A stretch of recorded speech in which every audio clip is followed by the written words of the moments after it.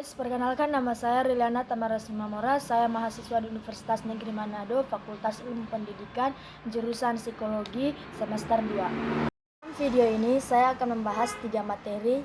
Yang pertama, korteks olfaktori, kedua amigdala, ketiga hipokampus.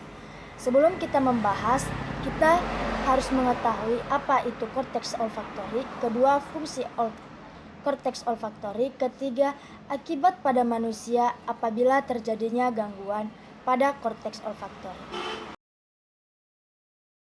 Oke, terima kasih. Sekarang saya akan membahas satu persatu di dalam materi yang telah saya katakan tadi. Pertama, saraf olfaktori. Saraf olfaktori atau saraf kranial 1 adalah saraf pertama dari 12 saraf kranial yang penting dalam penciuman.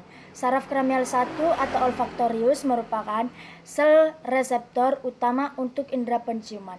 Saraf ini memonitor asupan bauan yang dibawa kendala dalam sistem pernafasan manusia dan sangat menentukan rasa aroma dan palatabilitas dari makanan dan minuman tersebut. Selain fungsinya yang dalam meningkat nafsu makan di dalam bauan, saraf olfaktorius juga dapat berperan dalam memperingatkan adanya makanan yang busuk, kebocoran gas, polusi udara, dan asap berbahaya pada tubuh. Saraf kriminal memiliki 3 macam fungsi, yaitu motorik, sensorik, dan otonom. Beberapa jenis kelainan yang bisa timbul dalam konteks olfaktori, yaitu pertama hiposmia, kedua parosmia, ketiga kokasmia, keempat anosmia. Pertama, hiposmia adalah penurunan sebagai dari nilai rasa bau. Umumnya tidak disebabkan kelainan neurologis, tetapi berasal dari kelainan hidung itu sendiri. Kedua adalah parosmia. Parosmia adalah pengenalan yang salah dari bau. Yang ketiga adalah kakosmia. Kakosmia adalah persepsi yang abnormal dari bau yang tidak menyenangkan atau dengan tanpa substrat yang sebenarnya menjadi berbau. Keempat, anosmia. Anosmia adalah ketidakmampuan total dari indera penciuman. Materi yang kedua yaitu amigdala. Amigdala adalah struktur sistem limbik yang terlibat dalam banyak emosi.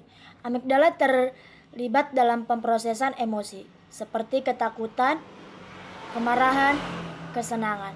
Amigdala juga bertanggung jawab untuk menentukan ingatan, apa yang disimpan, di mana ingatan tersebut disimpan di otak. Dan berikutnya adalah fungsi dari amigdala.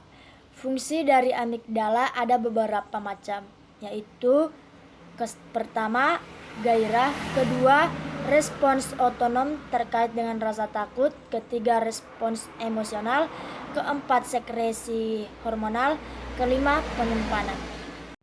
Yang berikut adalah gangguan amigdala. Hiperaktif amigdala atau memiliki satu amigdala yang lebih kecil dari yang lain telah dikaitkan dengan gangguan ketakutan dan kecemasan. Ketakutan adalah respon emosional dan fisik terhadap bahaya, sedangkan kecemasan adalah respons psikologis terhadap sesuatu yang dianggap berbahaya. Kecemasan dapat menyebabkan serangan panik yang terjadi ketika amigdala mengirim sinyal bahwa seseorang dalam bahaya, bahkan tidak ada ancaman nyata pun.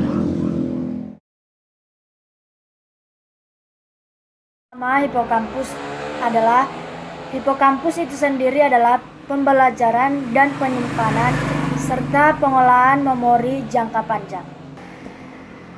Dan yang berikut adalah fungsi utama hipokampus. Fungsi utama hipokampus itu sendiri adalah pembelajaran dan penyimpanan serta pengolah memori jangka panjang. Berikutnya adalah gangguan pada hipokampus. Apabila keseluruhan hipokampus rusak atau hanya sebagian saja, maka dapat mengalami masalah memori yang serius, khususnya saat hipokampus mengalami kerusakan. Anda tidak lagi dapat menghasilkan memori jangka panjang baru. Anda bisa saja mengingat kembali hal-hal yang terjadi beberapa waktu lalu, tapi tidak mengingat hal-hal yang baru terjadi hipokampus sebelum rusak.